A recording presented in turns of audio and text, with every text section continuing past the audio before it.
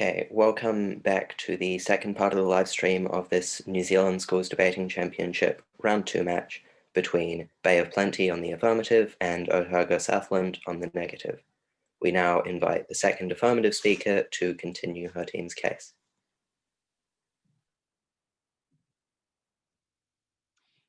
When did I have inherent worth and value to New Zealand society as a person morph into I play for the first 15, or my life dream is to be part of a national sports team? When did it become unpatriotic to not have caught the game on Friday? This House regrets the prominence of sport in our national identity because it harms New Zealanders as people. I will be bringing you a split point on how this creates a cultural pressure to fit into this traditional mold, resulting in poor and damaged mental health. But first, let's look at the points of clash in today's debate. So the first point of clash is whether or not reducing the prominence of sport in our national identity, whether that would actually harm New Zealand as a whole. And so what we heard from the negating team on this is that sport is the only way to broadcast our culture. And this is like a benefit that we like is exclusive to the fact that we have sport prominent in our national identity. And we actually just like do not agree with this premise, because the fact is, if we don't have sport as prominent in our national identity as it is right now, you wouldn't actually get any of the harms that Neg is trying to say that you would, because we would still have sport, right? What we heard from Neg is that people will always get behind sport, and we agree with you. Everybody is still going to like want to catch the All Blacks in the Rugby World Cup. We're still going to get that exposure to New Zealand culture, even if we don't have it as like our sole national identity. You still get those benefits, even if we're no longer saying that like sport is our national identity and like that's it. We don't want to live in that kind of world, but that doesn't mean that we're not like getting behind sport, or like saying that if you want to be part of sport or you want to follow sport, like that's not okay. We're not saying that at all. What we're saying is that we would diversify the way that we see ourselves as New Zealanders, so that we don't just see ourselves as a nation that is like only about sport. It's not that we're wanting to take away the spotlight away from sport. What we want to do is to share the spotlight into other avenues like the arts and academia, so that people don't feel devalued by the fact that the only thing we can ever talk about or value ourselves on is sport. So to move on to the second point of clash is like whether it would actually benefit New Zealanders to have the prominence of sport in our national identity reduced, because we do regret the prominence of sport in our national identity. So what we heard is that sports don't strangle like other cultural activities, which is what you heard from my first speaker that it does. And we stand by this statement, because it actually does strangle another activity when you tell someone our national identity is sport, and that's all we do, and that's what we do well, and that's what we literally, that's our sole identity. And so basically what that tells people is sport is our main focus and everything else is secondary. So if you're involved in the arts, like that's okay, but what we really care about is rugby, and what we care about is our hockey team. That's what you're telling people. And so they feel that they are not of as much value because they don't fit this traditional mold of I'm in a sports team. So what you're getting is people feeling like every other avenue that they could possibly succeed in isn't seen as good enough by our country, because the only thing we can put any value on is sport.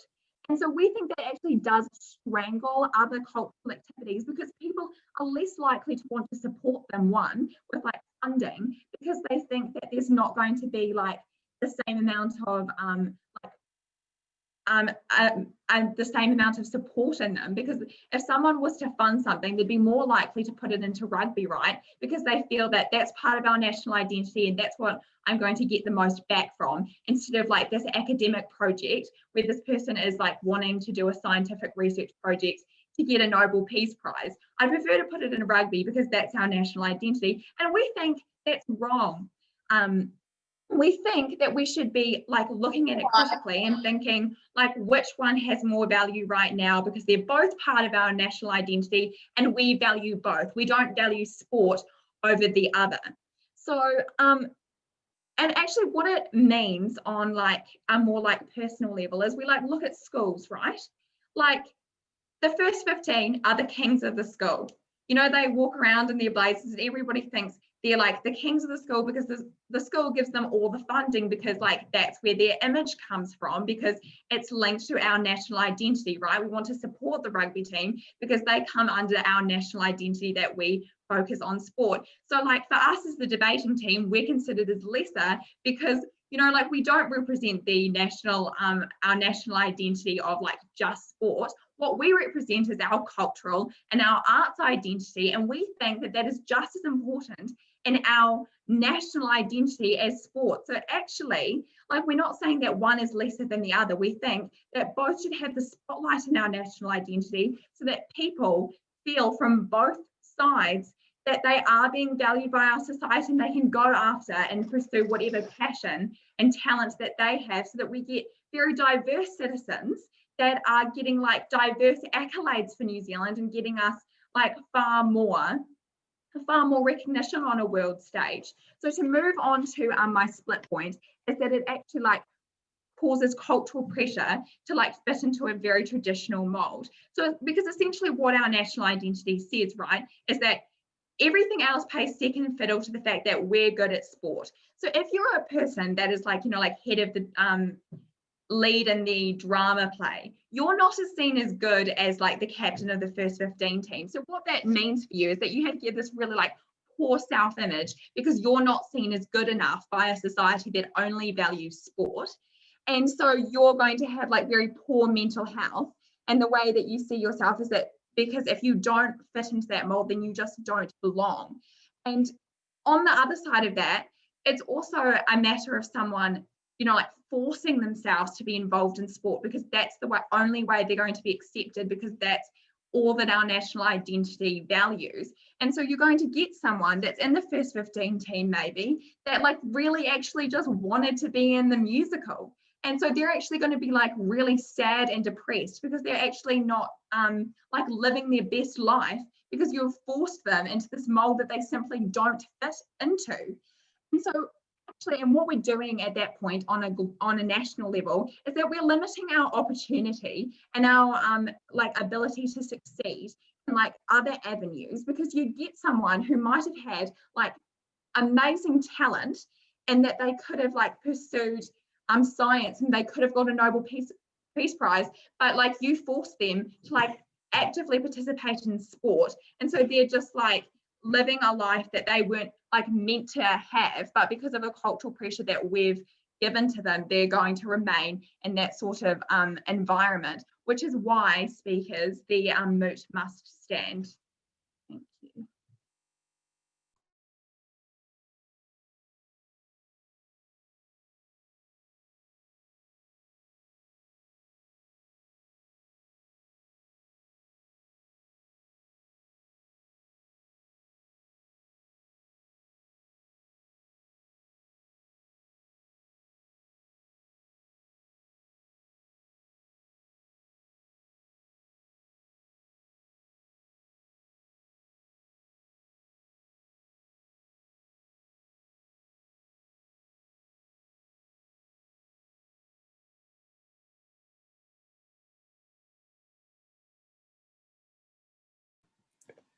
Okay, we thank the speaker for her speech, and we now invite the second negative speaker to continue their team's case.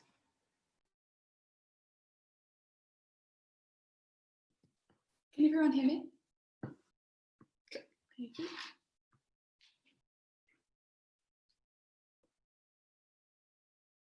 Sports has some problems in every country in the world.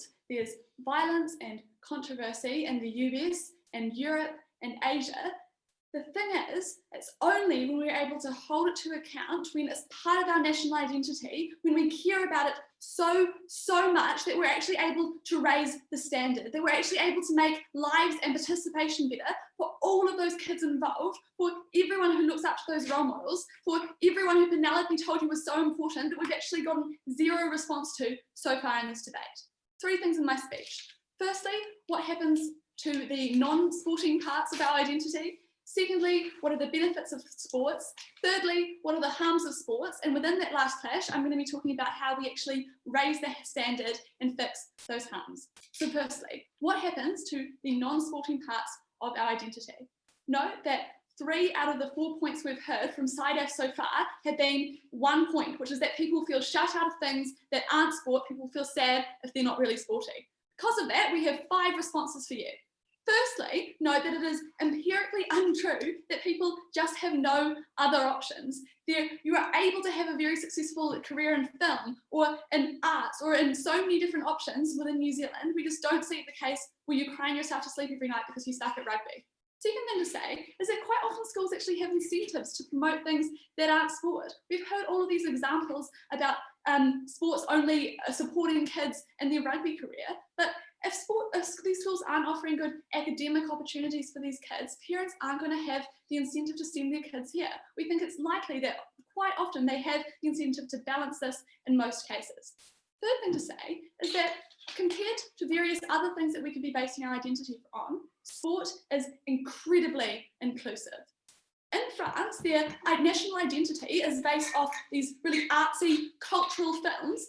If we compare the fact that millions of people haven't had the education or the privilege or the upbringing to be able to actually understand what any of that means or appreciate what it is, it means all of those people can't engage in their cultural identity. The comparative, what we do when sport is our national identity, is that even though I don't know what the difference between rugby sevens and touch is, I can still appreciate it. I can still watch the games and enjoy it and feel part of something because it doesn't have a huge barrier to overcome to understand. You can feel part of something, all of the personalities mechanisms that we brought to you. Fourth response is that our burden in this debate isn't to stand by a world where sport is the only thing that anyone cares about, quite intuitively. No, thank you. We think, as NEG, we're standing by the status quo, and it's simply true that New Zealand is famous for certain films. New Zealand does do well in various other places, various other industries and initiatives. We think we're able to stand by that too. Final point is that even if it is true that some people feel that's shut out of sport, we don't think this is such a big harm in this debate. When you compare it in Penelope's speech to so many people who are able to be so much healthier, so much happier, feel part of something when they might feel part of nothing else in life, we think those are benefits far more than debaters just feeling like a bit hard done by because debating isn't that cool in New Zealand. What do we bring to you in this clash? We tell you that there are other parts of the country, our other parts of the country, things like the arts, only become prominent because of sport. We heard that people only will still pay attention to us when we are a sporting country, but we tell you that we need sports as part of our national identity in order to be successful on the world stage in the first place. Penelope gave you so many mechanisms about that, so I'm not going to go over this, but we essentially have so many more people participating, so much more money. We're able to be successful when it's part of our national identity, and that's when you have people seeing everything else we have to offer, seeing our Māori heritage, seeing information. Landscapes we have. That's a benefit that only we get in today's debate. Before I go into my second clash, I'll take a POI. Do you not think that there is any value in the success of other non-sporting activities that can be held up as those successes that you mentioned earlier? I think I've probably been through this, how it's empirically true that we do hold value in it, and how we only start to hold value in it, the whole world only starts to pay attention to it when they find out about us, when they see us through sports. I think we've already covered that in several speeches. Second clash then, this is just really quick because it's the benefits of sports, which we actually had no response to. We told you about how this is exclusive because when we have sport as our national identity, we get sport broadcasts, we get more funding, we have programs that mean people feel really included, they feel a sense of togetherness, they have all the benefits that happens from participation. I won't go over this again because, as I've said, no responses Penelope has explained it, but we really need a response to this because this is debate-winning material, because it makes people feel so happy, it makes people feel like they have a purpose. We need a response. Finally then, what are the harms of sports? This is where F's point about toxic masculinity falls under. We have a couple of responses to this. Firstly, we tell you that toxic masculinity and just generally bad things that happen in sports aren't exclusive to places where sport is a national identity. Like in terms of, we saw that Russia had a doping scandal. We see that the US has a very toxic sporting culture. Sport is always going to be competitive no matter what. That's why, secondly, we tell you, and we didn't really get a response to this when we asked you in a POI, when we asked this in a POI, we only actually get accountability for these things and fix these problems when sport is part of our national identity. That moves me on to my split point, which is how we raise the standard for sport, how sport is better and more accepting for everyone when it's part of our national identity. So how does sport being our national identity mean we raise the standard? 3 mechanisms. Firstly, it's because the media really pays attention to what happens in sports. Everyone knows about the hurricane scandal because people really cared about sports, so the media had the incentive to tell us. People were able to find out, they were able to get angry and hold them accountable. Secondly, everyone knows that our national identity rests on sport. We tell you that if Scotland thought that people only thought of the horrific violence that happens at Rangers and Celtic matches, when they think of Scotland, they probably have an incentive to stop the terrible, terrible sort of behaviour that goes on. We think we have the incentive to do so, something that New Zealanders are really, really proud of. We want to make sport better. Thirdly, we tell you that we're able to put some more resources into it, like SciDef agrees, we're able to put more funding, more money into it. That means we can actually have well-funded institutions that hold sports to account. Things like High Performance Sport New Zealand that can keep an eye on all these different sorts of sports. What does this mean for sports in New Zealand? 2 things. Firstly, we're more likely to resolve things like welfare issues that SciDef is quite rightly concerned about, that do happen all the time. It's because we have things like these institutions that hold investigations into like young gymnasts being worked too hard, or who are investigating when things go wrong and holding them to account. Secondly, we're more likely to make it a more accessible and better place when we really, really want to be proud of it. Things like Cadbury having campaigns to provide sport equipment to kids in poverty, because it's something we base our national identity on, and we're not going to let anyone miss out on such a fantastic thing. Why does this matter in today's debate? It's because sport is overall far less toxic, it's far less healthier. It means that women and young girls are more likely to want to play because they're not being terrified out of it by the toxic masculinity that SciDef told us was so bad. It means you're less likely to have the thousands of kids who are going to play sports feeling terrible about themselves, but kids who feel safe and feel happy and included. That matters because even if F thinks sport is harmful, it is far more harmful when it's not part of our national identity. We support sports, we support it getting better, we support all parts of our national identity that are only important with sport being so valuable. Very proud to negate.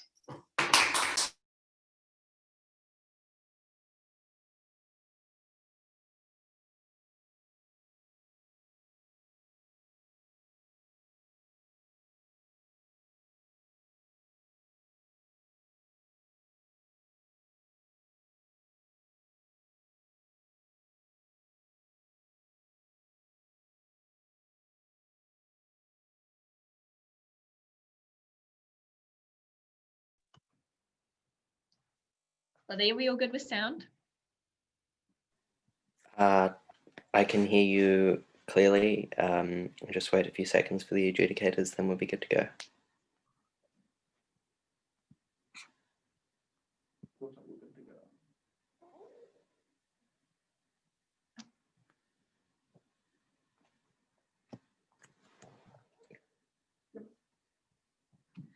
This House regrets sport being the only thing that as a nation we seem to care about.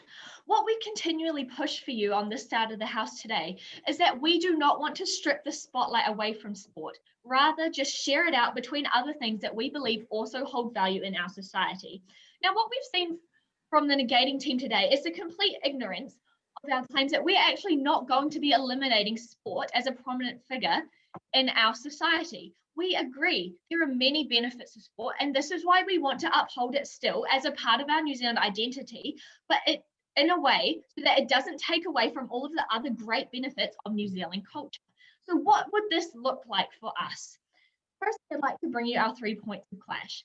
Today, we've seen points of clash surrounding whether the portrayal of New Zealand on a global stage is undermined when sport is either more or less prominent, whether sport loses in its enjoyability and community sense when it is or isn't prominent, and whether the stereotypes in sport are actually harmful or not, and whether having sport as prominent as it is actually adequately holds sports people accountable for their mistakes. Let's quickly begin with the portrayal of New Zealand on the global stage. Now, we agree as a team that the global portrayal of New Zealand is really important and that sport adequately does do that. Hence why we have never in any of our speeches advocated for sport to be removed as a prominent part of New Zealand society. All we've said to you today is that when you look at New Zealand, there are so many amazing things that we have to offer, and we think it's wrong to be shunning down those other great things in order to uplift sport more and more. We majorly regret that any global importance is placed purely on sport and that anything else ultimately misses out simply because it doesn't have this great stigma surrounding it like sport does. Like, think of all of the other amazing areas that could bring New Zealand global recognition that miss out on these opportunities because sport is always taking the spotlight because it's seen as an only important prominent figure in our society. Like, if we're taking it to Otago and Southland, Otago University does some pretty awesome studies. Imagine if they got the same airtime and global recognition that the rugby team does. Like, that would be pretty awesome. We could be making some great scientific advances for society if we simply gave these people some more time to show their area of expertise. Now, we're not saying that we should completely eradicate, say, the rugby team's broadcasting time. We're simply saying there are so many other avenues that could do with this uplifting that we simply choose to ignore because we value sport more and more in our society than we do anything else. Let's look, say, at emerging New Zealand filmmakers and New Zealand writers. These areas are incredibly important for New Zealand culture. They ensure that people are able to tell their stories and tell their ways of life in New Zealand. Now, this is a benefit that is actually unique to those things and actually can't be achieved through sport. So why aren't these things also allowed to emerge and have some like airtime, you know? What happens is that sport completely overrules all of these things because it seems as the most important and patriotic thing. We actually lose out on all of these other great things that we could be seeing. Under our side of the house, we are advocating for an equal spotlight for all areas of expertise. So inherently, we are not losing any of the benefits that the negating side of the house has proposed. We actually get to keep that sense of community, that sense of enjoyment. We get to keep that cultural portrayal under our side of the house. We simply have it so that it's extended to more people and more groups within our society so that everyone has an equal shot at doing something great. This brings into my second point, enjoyability and community. Now, we agree that sport is an enjoyable and unifying thing, and we do support it being a key part of New Zealand's identity. However, when it becomes the sole valuable thing in our society, it actually loses the credibility as something that brings joy to lots of people, since it takes joy away from others. There are so many avenues of excellence in New Zealand that lose their spotlight to sport, not just within like a school scale, as we've talked about, although that is incredibly important, but also on a global scale.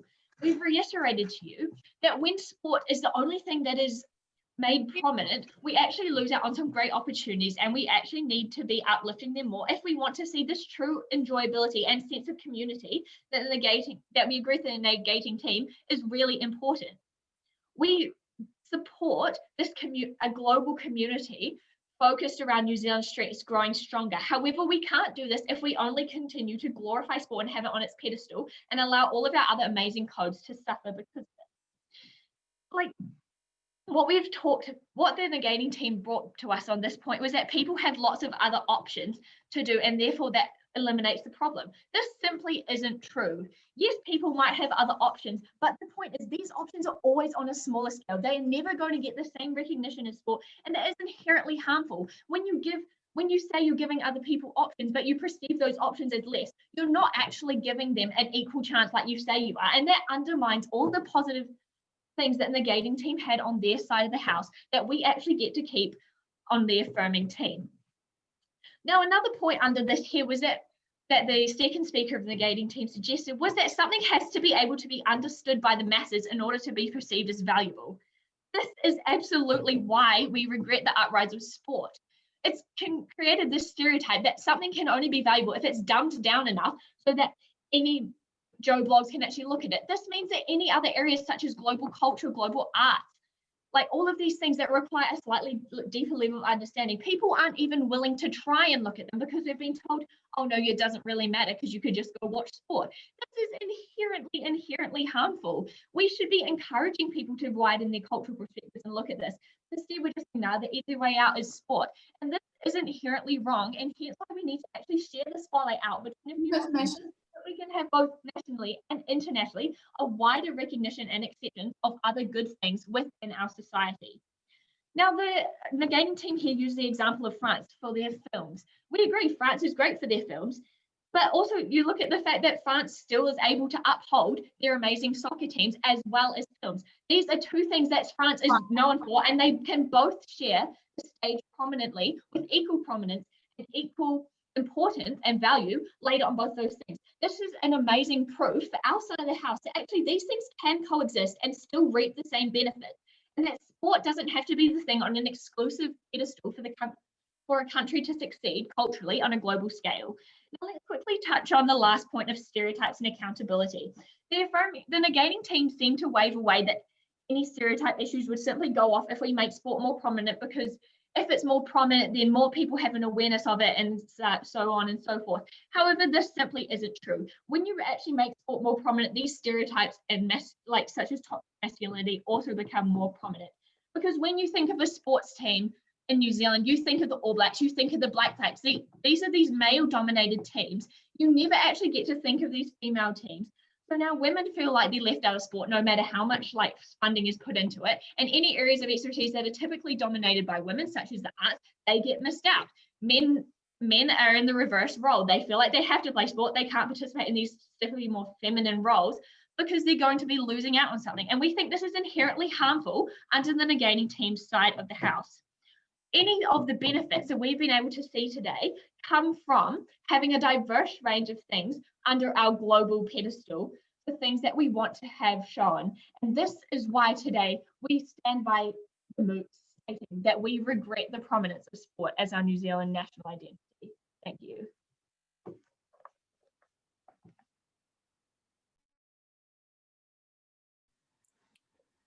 We thank the speaker for her speech, and when the adjudicators are ready, we will invite the third negative speaker to close the substantive portion of today's debate.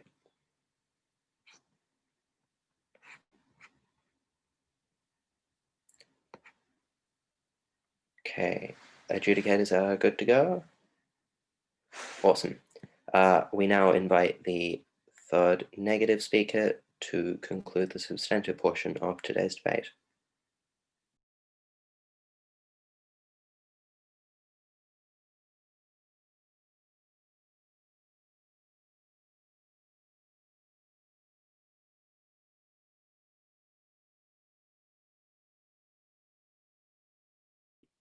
Everyone can hear me all right? Cool, wonderful.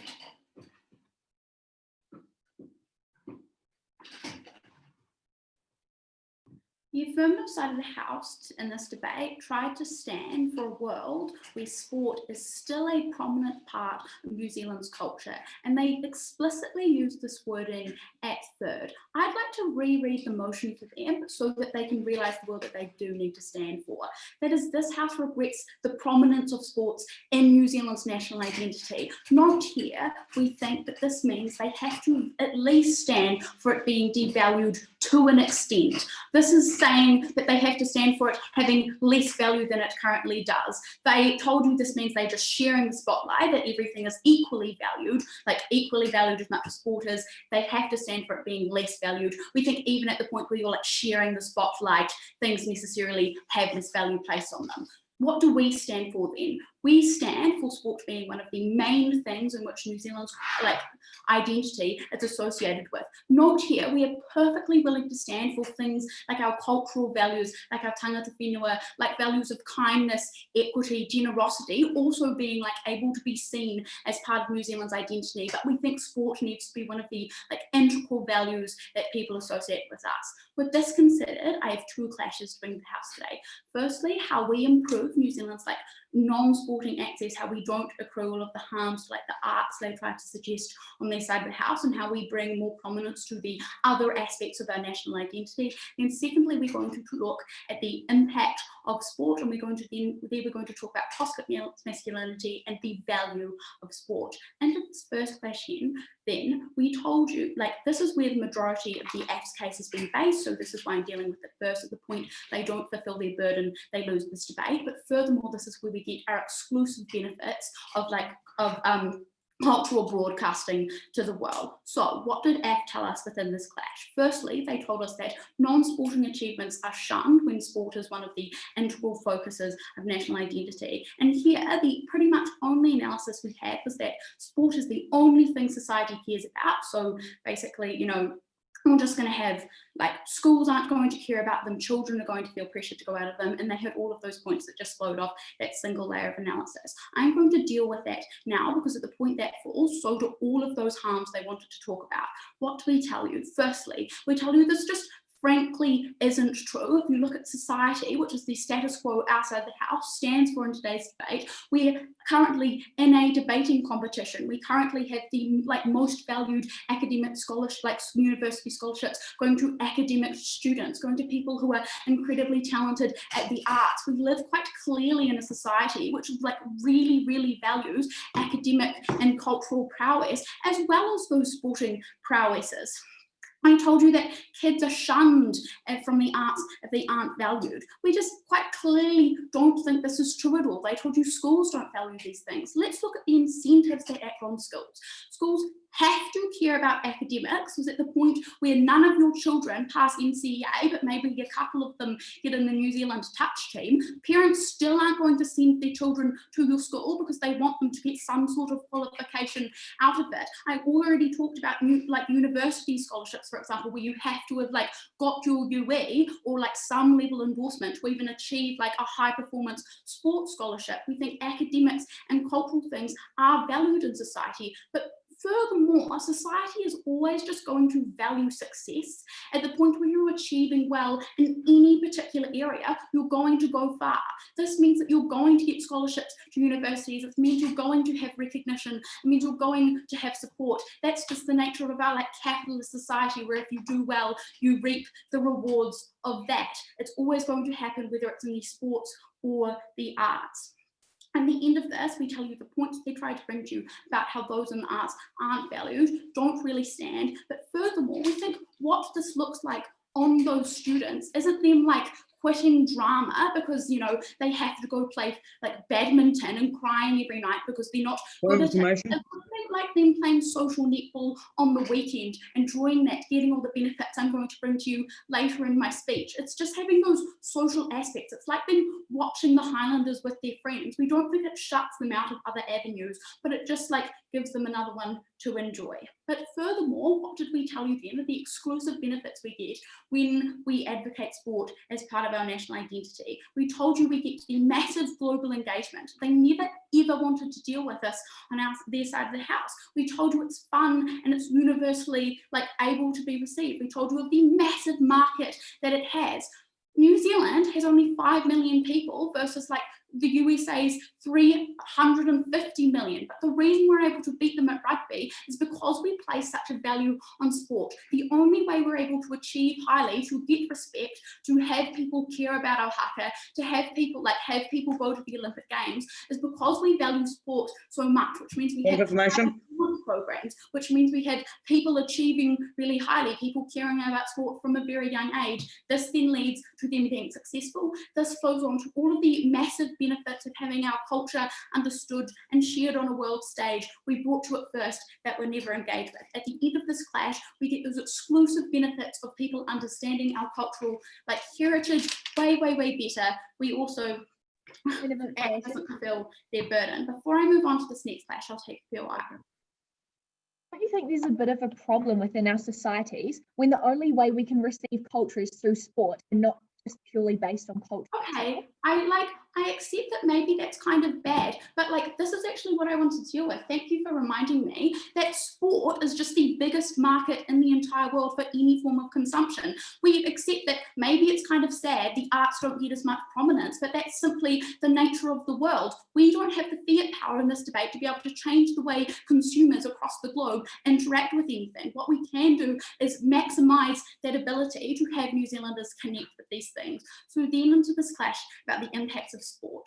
Firstly, the most material we heard from them was just about toxic masculinity. That is just a problem of sport, right? And we think that it happens all across the globe, everywhere. And it's also just a result of wanting to achieve highly, whether sport is valued less or more. Success is always incredibly important. You're always going to have problems with wanting to succeed in competitive markets. But furthermore, we told you at our split that you're better able to fix problems within sport when you have the avenues by which it's really successful. No response, all of those mechanisms still stand. So then what did we tell you about the benefits that sport bring to our society? Note here, we gave you with every single mechanism the reason why this is exclusive to when it's integral to our national identity. We told you first and foremost about the togetherness, the unity it brings society. When sport's not as big, your national broadcaster doesn't broadcast it, people don't care as much. You don't have people coming together to watch a game. We told you about participation. When you don't have sport being so important, people can't engage with it because there aren't sporting programs like Cadbury's, like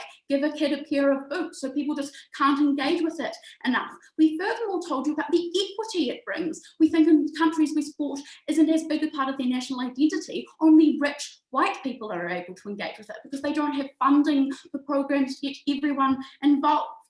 At the end of this debate, we are the side of the house which gets you the exclusive benefit of people being able to understand New Zealand's cultural values. We're the house which gets the benefits of the wonderful things sport can bring to people all over the world. We're incredibly proud to negate.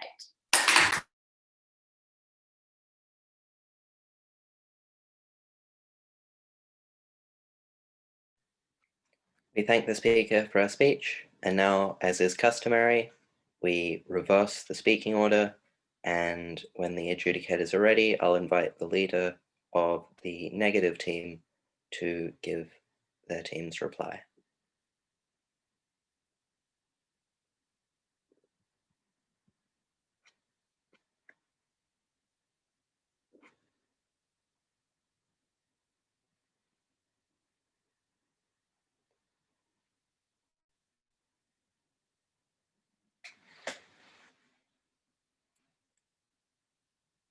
Okay, we now invite the negative leader to give their team's reply.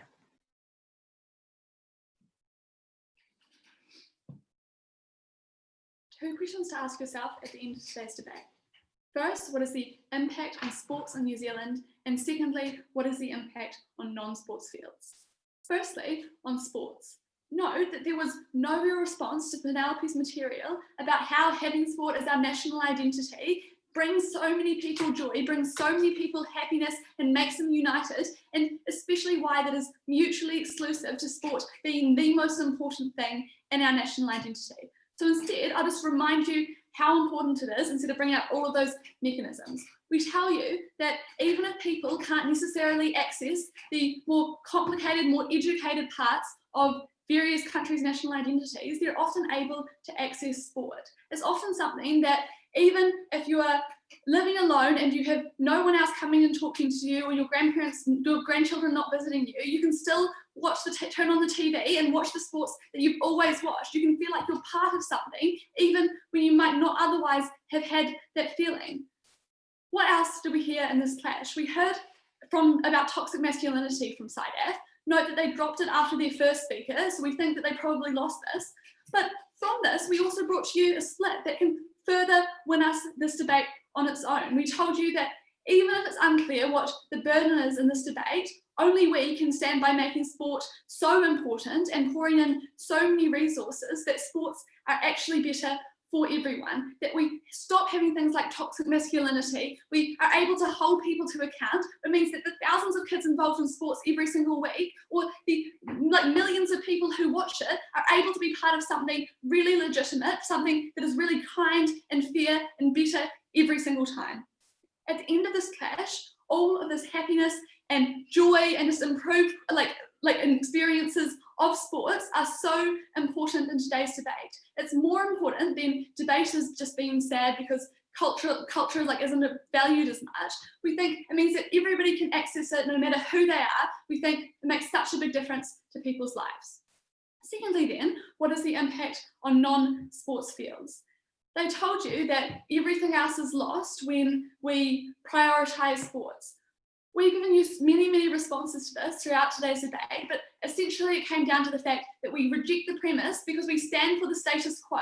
We stand for a world in which sport is really important, but you have so many other things that you can be part of that isn't less important or less valued because it's not part of national identity. We gave you so many responses about how when we are forced to choose between having sport as the most important thing and something more cultural as the most important thing, we'd always rather the more inclusive and more accessible part to be the most important thing for the country. We told you, moreover, and this had no response, that only we were able to get all of this appreciation for culture on a completely different level than SciDAP were ever even talking about. We told you about how when we are, importantly, very successful in a sport by making it part of our national identity and pouring all of our resources into it, that's when we appear on the world stage as an incredibly diverse and rich and exciting country for everyone else. That's when the entire world watches us perform the haka, learns about New Zealand and learns about all the fantastic cultural and diverse things that we also still have to offer. Even on their terms, when sport doesn't matter and it doesn't bring joy to people's lives, we still are able to win by promoting all of these other cultural and artsy parts of the country, which only happens when you have something as accessible and as palatable as sport at the front, so that you're able to come into that, learn more about the country by accessing it in the first place. At the end of today's debate, we win on so many levels. People are happier and more united. People are able to access sports in a healthier way than they ever have before. And even things that aren't sports are appreciated throughout the country. We are very proud to do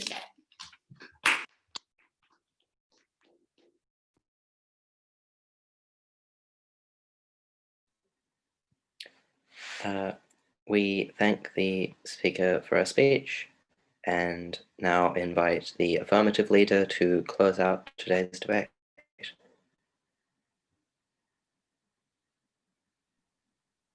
Can you hear me okay? Yes. Okay, thanks. Yeah. The team who will win this debate is the team who provides the greatest avenue of value for all New Zealanders.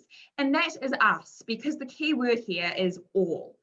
We do not value sports fanatics over anybody else, and we regret the fact that this is not reflected in our national identity. So we won this debate on 3 points of clash. The first one is whether or not our non-sporting identity will be harmed. And we tell you that it actually would be harmed, because the reason why every other avenue of our society is overshadowed is because sport has prominence in our national identity, which is why we throw funding and support at it, and therefore obviously it's going to flourish, right? Because we give it so much prominence that everything else is strangled, which is why you don't see the same sort of platform for any other identity, because we have made our entire identity about sport. So if we were to diversify our identity, you would start getting the benefits of other identities, such as our cultural identity and our arts identity and our academic identity. So therefore we did win that point of clash, because we showed you that it is actually harmful for all of our other identities to continue to do this. So our second point of clash is whether sport itself would be harmed if we were to diversify our national identity. And we tell you that it wouldn't. We tell you that people will always enjoy sport and they'll always have a stake in it. So therefore the standard that sport is held to will never change. And so we don't think that the harms that Ned tried to put on us are actually exclusive to our side of the house, because realistically we don't think they would happen on either side. So therefore we dismiss that harm. We also heard at my third speaker this like example of France, right? So France has a very like rich cultural identity that like includes the arts and cuisine and language and film, and yet they're still able to succeed in sport. We still recognize that sport is really good at soccer, right? And that doesn't mean that their entire identity needs to swing on soccer. France actually just like proves our point perfectly, because it shows that a country can have a diverse national identity and still succeed in sport, and that it's actually far better for a country to obtain a diverse national identity and not have sport at its centre, because it allows everything else to flourish along with sport. And that is why we also won the third point of clashes, who actually benefits New Zealand as a whole. And we tell you that that is us, because what we achieve exclusively is a country that isn't afraid to diverse itself at the expense of being scared to compromise their identity because it swings on one thing, and that's sport. We tell you that that is harmful because it allows for a country that literally can't do anything else because it's scared that, oh, what about if we try something else and we're not taken seriously on the world stage? Because the only thing we're known for is rugby or sport, which is why we won this debate, because we showed you that diversifying our national identity allows us to achieve in other avenues and to give voice to what are currently overshadowed venues of talent that New Zealanders should be like pursuing and going after, which is why speakers today, the moot must stand.